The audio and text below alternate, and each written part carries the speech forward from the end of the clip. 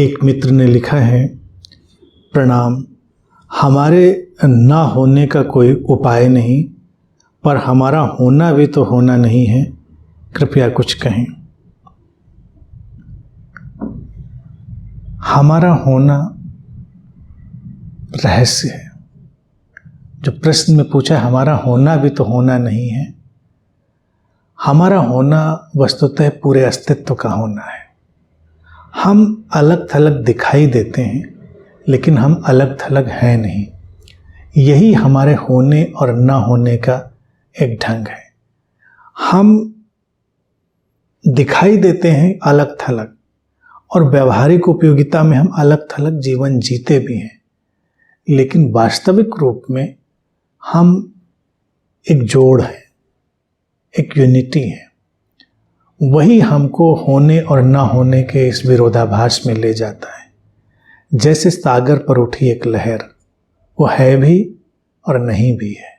है क्योंकि लहर दिखती है, नहीं है इसलिए क्योंकि उठी सागर से ही सागर में ही लीन होगी। सागर के होने से ही उसका होना है, सागर नहीं है तो लहर भी नहीं है। तो उस अर्थ में लहर नहीं है, सागर ही है।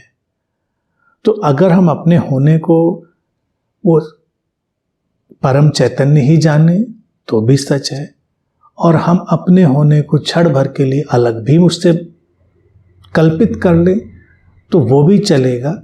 लेकिन कल्पित ही मैं कह रहा हूँ, वो वास्तविक नहीं है, क्योंकि वास्तविकता में तो लहर सागर का ही हिस्सा है। हिस्सा क्या है? सागर ही है।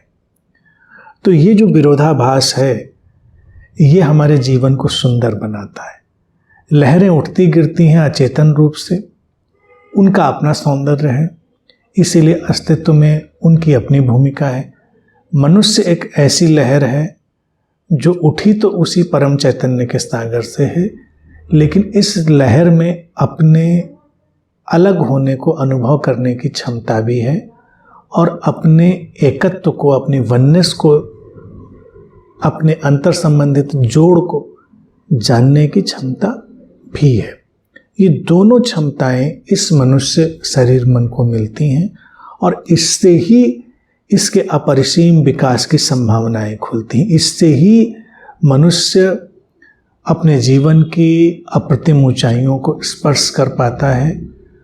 स्रोत से दूर जाकर फिर स्रोत में लौटना, इस लीला का सहभागी बन पाता है, और जीवन को अनेक अनेक रूपों में समृद्ध करने का संवाहक बन पाता है।